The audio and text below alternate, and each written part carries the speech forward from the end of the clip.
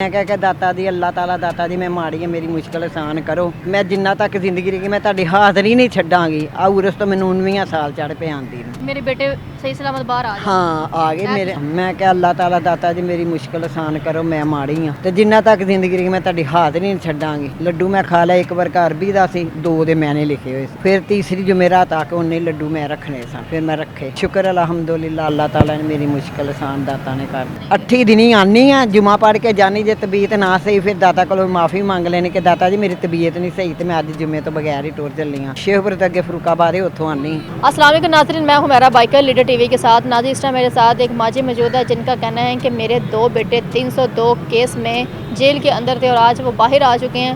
किस तरह वो आए हैं और किस वजह से वो जेल में गए हैं माजी से हम बात करते हैं और उनसे ही पूछते हैं। अस्सलाम वालेकुम माजी। अस्सलाम वालेकुम। वालेकुम सलाम। माजी की नाम ਤੁਹਾਡਾ? मैं जी गल मैं पूछांगी ਉਹਦਾ ਜਵਾਬ ਦੇਣਾ।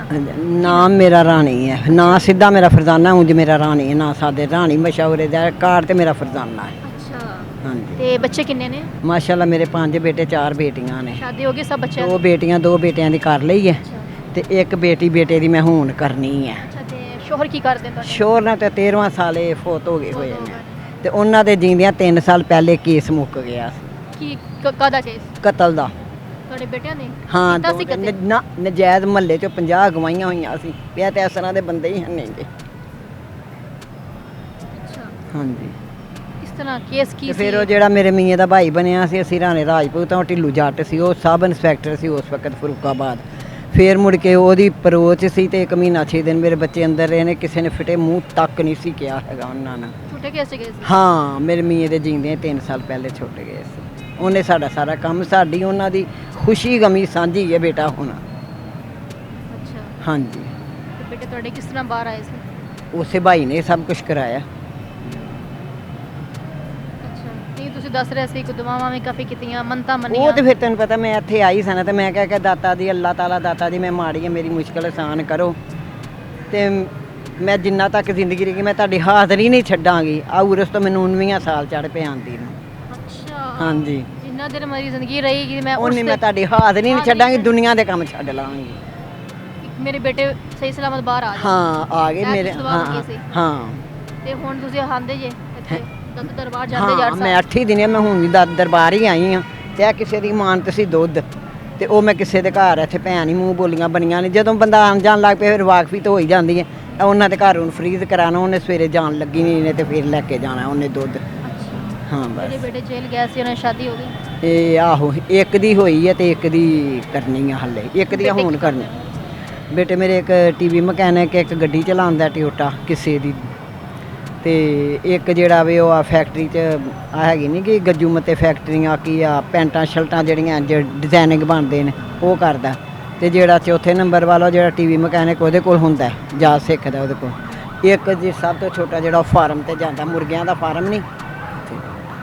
मतलब कि ज़िंदगी च कोई टेंशन नहीं कोई मुश्किलात नहीं ज़िंदगी सुकून नाल गुजर रही है। ਹਾਂ ਬਸ ਪੁੱਤਰ ਹੈ ਦੁਆ ਕਰੋ ਅੱਲਾਹ ਤਾਲਾ ਸਭ ਨੂੰ ਸਕੂਨ ਦੇਵੇ ਤੇ ਮਾਂ ਪਿਓ ਨੂੰ ਵੀ ਅੱਲਾਹ ਤਾਲਾ ਜ਼ਿੰਦਗੀ ਤੰਦਰੁਸਤੀ ਦੇ ਤੇ ਔਲਾਦ ਨੂੰ ਵੀ ਦੇਵੇ ਨੇਕ ਔਲਾਦ ਹੋਵੇ ਬਸ। ਆਮੀਨ। ਅੱਛਾ ਤੁਹਾਡਾ ਮਤਲਬ ਹੈ ਕਿ ਦਾਤਾ ਸਾਹਿਬ ਦੇ ਤੁਸੀਂ ਮੰਨਣ ਵਾਲੇ ਜੇ ਤੁਸੀਂ ਦਾਤਾ ਸਾਹਿਬ ਆ ਕੇ ਦੁਆ ਮੰਗੀ ਸੀ ਹਾਂਜੀ ਕਿ ਜਿੰਨੀ ਦੇਰ ਮੇਰੀ ਜ਼ਿੰਦਗੀ ਰਹੀ ਮੈਂ ਆਵਾਂਗੀ। ਤੇਰੇ ਤਰ੍ਹਾਂ ਕੁੜੀ ਸੀ ਉਹਨੇ ਲੱਡੂ ਰੱਖੇ ਤੇਰਾ ਮੈਂ ਕਿਹਾ ਬੇਟਾ ਨੇ ਉਹਨੇ ਕਿਹਾ ਵੀ ਜੋ ਮਰਜ਼ੀ ਮਾਂ ਜੀ ਤੁਸੀਂ ਸੁੱਖ ਲਓ। ਮੈਂ ਫਿਰ ਇਹੋ ਹੀ ਸੁੱਖਿਆ ਮੈਂ ਕਿਹਾ ਅੱਲਾਹ ਤਾਲਾ ਦਾਤਾ ਜੀ ਮੇਰੀ ਮੁਸ਼ਕਿਲ ਆਸਾਨ ਕਰੋ ਮੈਂ ਮਾੜੀ ਹਾਂ ਤੇ ਜਿੰਨਾ ਤੱਕ ਜ਼ਿੰਦਗੀ ਰਹੀ ਮੈਂ ਤੁਹਾਡੀ ਹਾਜ਼ਰੀ ਨਹੀਂ ਛੱਡਾਂਗੀ। ਲੱਡੂ ਮੈਂ ਖਾ ਲਿਆ ਇੱਕ ਵਾਰ ਘਰ ਵੀ ਦਾ ਸੀ 2 ਦੇ ਮੈਨੇ ਲਿਖੇ ਹੋਏ ਸੀ ਫਿਰ ਤੀਸਰੀ ਜੁਮੇਰਾਤ ਆ ਕੇ ਉਹਨੇ ਲੱਡੂ ਮੈਂ ਰੱਖਣੇ ਸਨ ਫਿਰ ਮੈਂ ਰੱਖੇ। ਸ਼ੁਕਰ ਅਲਹਮਦੁਲਿल्लाह ਅੱਲਾਹ ਤਾਲਾ ਨੇ ਮੇਰੀ ਮੁਸ਼ਕਿਲ ਆਸਾਨ ਦਾਤਾ ਨੇ ਕਰ ਦਿੱਤੀ। ਕਿੰਨੇ ਸਾਲ ਹੋ ਗਏ ਨਾ ਆਦੇ? ਮੈਨੂੰ ਆ 19 ਸਾਲ ਉਰਸ ਤੋਂ ਚੜ੍ਹ ਪਿਆ। 19 ਸਾਲ ਹੋ ਗਏ ਨੇ। 8 ਦਿਨ ਹੀ ਆਨੀ ਆ ਜੁਮਾ ਪੜ੍ਹ ਕੇ ਜਾਨੀ ਜੇ ਤਬੀਅਤ ਨਾ ਸਹੀ ਫਿਰ ਦਾਤਾ ਕੋਲੋਂ ਮਾफ़ी ਮੰਗ ਲੈਣੀ ਕਿ ਦਾਤਾ ਜੀ ਮੇਰੀ ਤਬੀਅਤ ਨਹੀਂ ਸਹੀ ਤੇ ਮੈਂ ਅੱਜ ਜੁਮੇ ਤੋਂ ਬਗੈਰ ਹੀ ਟੁਰ ਚੱਲੀ ਹਾਂ ਤੇ ਉਰਸ ਦੇ ਜਿਹੜੇ 3-4 ਦਿਨ ਹੋਣੇ ਨੇ ਮੈਂ ਰਹਿ ਕੇ ਉਰਸ ਜਿਸ ਦਿਨ ਖਤਮ ਹੋਣਾ ਤੇ ਫਿਰ ਮੈਂ ਜਾਣੀ। ਅੱਛਾ ਹਰ ਸਾਲ ਉਰਸ ਤੇ ਹੀ ਆਉਂਦੇ ਜੀ? ਨਹੀਂ 8 ਦਿਨ ਜੁਮੇਰਾਤ ਦੀ ਜੁਮੇਰਾਤ ਵੀ ਅੱਛਾ ਆਨੀ। ਹਰ ਜੁਮੇਰਾਤ ਦਾਤਾ ਸਾਹਿਬ ਤੁਸੀਂ ਸਲਾਮ ਕਰਨ ਲਾਜ਼ਮੀ ਆਣਾ ਹੁੰਦਾ? ਹਾਂਜੀ ਤੇ ਜੁਮੇ ਨੂੰ ਜਾਣਾ ਹੁੰਦਾ ਜਦੋਂ ਮੇਲਾ ਹੁੰਦਾ ਹੈ ਉਰਸ ਹੁੰਦਾ ਉਹਨੇ ਦਿਨ ਰਹਿਣੀ ਆ। ਹੁਣ ਹਫਤੇ ਦਾ ਸ਼ੁਰੂ ਸੀ ਹਫਤਾ ਤਵਾਰ ਸਵਾਰ ਰਹੀ ਹਾਂ ਮੰਗਲ ਨੂੰ ਘਰ ਗਈ ਹਾਂ ਬੁੱਧ ਕੱਢਿਆ ਜੁਮੇਰਾਤ ਨੂੰ ਫਿਰ ਆ ਗਈ ਹਾਜ਼ਰੀ ਦੇਣ। ਇਹ ਤੇ ਫਿਰ ਕੀ ਕਰਦੇ ਜੀ? ਹੈਂ ਅੰਦਰ ਮੈਂ ਬਸ ਬੇਟੇ ਪੜ੍ਹਾਈ ਹੋਈ ਹਾਂ ਹੋਰ ਕੁਛ ਨਹੀਂ। ਹਾਂ ਅੰਦਰ। ਕੀ ਬਾਤ ਹੈ। ਬੇਟਿਆਂ ਨੂੰ ਪਤਾ ਹੈ?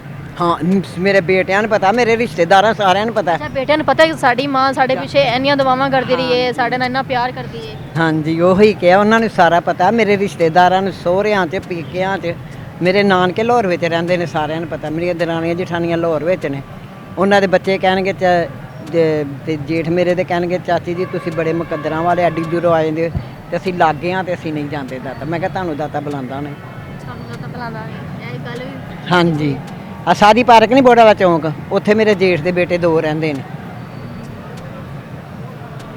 ਅੱਛਾ ਵੀ ਨਹੀਂ ਆਉਂਦਾ। ਉਹ ਆਂਦੇ ਨੇ ਅਸੀਂ ਕਦੀ ਕਿਤੇ ਜਾਣੇ, ਤੁਸੀਂ ਐਡੀ ਦੂਰੋਂ 8 ਦਿਨ ਹੀ ਆ ਜਾਂਦੇ ਕਿੱਥੋਂ ਆਉਂਦੇ ਜੇ? ਸ਼ੇਖਪੁਰ ਤੋਂ ਅੱਗੇ ਫਰੂਕਾਬਾਦ ਹੈ, ਉੱਥੋਂ ਆਨੀ। ਹਾਂਜੀ ਹਰ ਮਤਲਬ ਹਫਤੇ ਫਰੂਕਾਬਾਦ ਚੋਂ ਆਉਂਦੇ? ਹਾਂਜੀ ਫਰੂਕਾਬਾਦ ਚੋਂ ਮੈਂ ਆਨੀ ਹਾਂ ਇਕੱਲੇ? ਇਕੱਲੇ। ਹਾਂ ਹੁਣ ਰਾਤ ਹੋ ਗਈ ਏ, ਹਾਂ ਤੇ ਦਾਤਾ ਹੀ ਰਹਿਣਾ ਹੈ।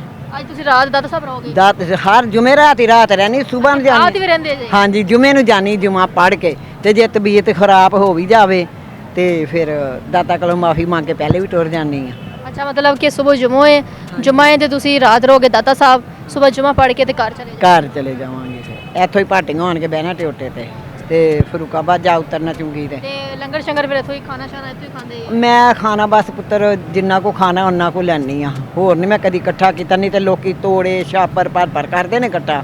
ਮੈਂ ਸਿਰਫ ਕੋ ਟਾਫੀਆਂ ਬਿਸਕੁਟ ਹੋਈਆਂ ਕਿ ਬੱਚੇ ਜੇ ਆ ਗਏ ਦੋਤੀਆਂ ਦੋਤੇ ਤੇ ਉਹਨਾਂ ਨੂੰ ਦੇ, ਤੇ ਨਾ ਹੋਏ ਤੇ ਫਿਰ ਮਹੱਲੇ ਦਿਆਂ ਨੂੰ ਪਤਾ ਬੱਚਿਆਂ ਨੂੰ ਕਿ ਕੋਈ ਕਿਸੇ ਚਾਚੀ ਕਹਿਣਾ, ਕਿਸੇ ਦਾਦੀ ਕਹਿਣਾ, ਉਹ ਫਿਰ ਉਹਨਾਂ ਨੂੰ ਵੰਡ ਦਿੰਦੀ ਆ ਜਾ।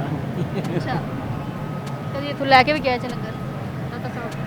ਉਹੀ ਤੈਨੂੰ ਕਹਿੰਦੇ ਟਾਫੀਆਂ ਬਿਸਕੁਟ ਉਹਦਾ ਪੱਕਾ ਨਹੀਂ ਮੈਂ ਖਾੜਦੀ। ਮੇਰੀਆਂ ਬੇਟੀਆਂ ਕਹਿੰਦੀਆਂ ਤੁਸੀਂ ਜੁਮਾ ਪੜ੍ਹ ਕੇ ਆਉਣਾ ਹੁੰਦਾ ਤੇ ਮੈਂ ਜੀ ਫਿਰ ਰਾਤ ਦਾ ਲੰਗਰ ਖਰਾਬ ਹੋ ਜਾਂਦਾ, ਤੁਸੀਂ ਨਾ ਲਿਆ ਕਰੋ। ਸਵੇਰ ਦਾ ਵੀ ਹੁੰਦਾ ਹੈ? ਹਾਂ ਹੁੰਦਾ ਸੁਬਾਹ ਦਾ ਵੀ ਹੈ। ਬਹਰਹਾਲ ਮੈਂ ਜਿਹੜੀ ਚੀਜ਼ ਨਹੀਂ ਖਾਣੀ ਮੈਂ ਪੁੱਤਰ ਨਹੀਂ ਲੈਂਦੀ ਹੈਗੀ। ਅੱਛਾ ਹਾਂ ਮੈਂ ਜਿੰਨੀ ਦੇਰ ਜ਼ਿੰਦਗੀ ਹੈ ਤੁਸੀਂ ਆਣਾ ਹੀ? ਇਨਸ਼ਾਅੱਲਾ ਮੈਂ ਹਾਜ਼ਰੀ ਦੇਵਾਂਗੀ ਦਾਤਾ ਦੇ। ਬੁੱਢੇ ਹੋ ਜਾਓਗੇ, ਦੰਦ ਸਾਰੇ ਡਿੱਗ ਜਾਣਗੇ, ਦੰਦ ਮੇਰੇ ਅੱਗੇ ਡਿੱਗ ਗਏ ਨਹੀਂ ਨੇ। ਜਾਏਗਾ ਫਿਰ? ਹਾਂ ਜਿੰਨਾ ਤੱਕ ਜ਼ਿੰਦਗੀ ਰਹੇਗੀ ਉਨੀ ਦੇਰ ਆਣਾ। ਇਹ ਦਾੜਾ ਕਢਾ ਕੇ ਮੂੰਹ ਵੇਲਾ ਹੋ ਗਿਆ ਤੇ ਉਦੋਂ ਇੱਕ ਮੇਰਾ ਬੇਟਾ ਫੋਤ ਹੋ ਗਿਆ ਸੀ, ਇੱਕ ਮੇਰਾ ਬੇਟਾ, ਉਸ ਤੋਂ ਫਿਰ ਬੇਟੀ ਹੋਈ ਤੇ ਐਕਸੀਡੈਂਟ ਹੋਇਆ। ਮੈਂ ਮਦੰਗ ਆਈ ਹੋਈ ਸੀ ਆਪਣੀ ਮਾਸੀ ਦੀ ਤੇ ਮਾਮੇ ਦੀ ਸ਼ਾਦੀ ਤੇ, ਆਪਣੇ ਘਰ ਹੀ ਚੁੰਗੀ ਤੇ ਉਤਰੀ। ਮੇਰੇ ਮੀਆਂ ਫਰੂਟ ਲੈਣ ਲੱਗ ਪਏ ਤੇ ਮੈਂ ਕਿਹਾ ਮੈਂ ਸੜਕ ਪਾਰ ਕਰ ਲੈਣੀ ਆ, ਕਹਿੰਦੇ ਨੇ ਜਾ ਕਰ ਲੈ। ਬੇਟੀ ਮੇਰੇ ਕੋਲ ਸੀ, ਟਰਾਲੀ ਪਿੱਛੋਂ ਆਈ, ਉਹ ਮੈਂ ਬੁਰਖਾ ਉਦੋਂ ਪਾਣੀ ਸੀ, ਮੇਰਾ ਬੁਰਖਾ ਜਿਹੜਾ ਨਾ ਕੁੰਡੇ ਝਾੜ ਗਿਆ, ਇੱਥੋਂ ਧਰ ਕੇ ਉੱਥੋਂ ਤੱਕ ਧੁੰਦੀ ਗਈ, ਫਰਸ਼ ਤੇ ਮੂੰਹ ਵੱਜਾ ਤੇ ਫਿਰ ਮੇਰੇ ਅਗਲੇ ਦੰਦ ਟੁੱਟੇ। ਮੇਰੇ ਮੀਆਂ ਨੇ ਕਹਿ ਲਵਾ ਲਾ, ਮੈਂ ਕਿ ਮੈਂ ਕਰਨੇ ਲਵਾ ਕੇ ਜਿੱਥੇ ਆਉਣਾ ਸੀ ਮੈਂ ਆ ਗਈ, ਮੈਨੂੰ ਕਿਹੜਾ ਕਿਸੇ ਪਸੰਦ ਕਰਨਾ। ਕੀ ਕਹੋਗੇ ਜਿਹੜੇ ਲੋਕ ਤੁਹਾਨੂੰ ਦੇਖ ਰਹੇ ਨੇ, ਦਾਤਾ ਦੇ ਮੰਨਣ ਵਾਲੇ ਜੇ ਤੁਸੀਂ? ਇਨਸ਼ਾਅੱਲਾ ਪੁੱਤ ਜਿੰਨਾ ਤੱਕ ਜ਼ਿੰਦਗੀ ਮੰਨਣਾ ਹੀ ਮੰਨਣਾ ਹੋਵੇ ਤੇ आना ही आना है। आना ही आना बेश। नाज़रीन माजी की बातें सुनी है, आज से 20 साल पहले की बात है कि बच्चे जो है वो जेल में गए थे किसी झूठे केस में। माजी ने कहा कि मैं दाता साहब आई और या मैंने दुआएं की और मेरे बेटे जो हैं सही सलामत जो है और बेकसूर थे बाहर आ गए, और जब तक ज़िंदगी है मैं दाता साहब जाती रहूँगी और वहाँ पर हाज़िरी देते रहूँगी। इसी के साथ मुझे इजाज़त है, मिलते अगले प्रोग्राम में, तब तक के लिए अल्लाह हाफ़िज़।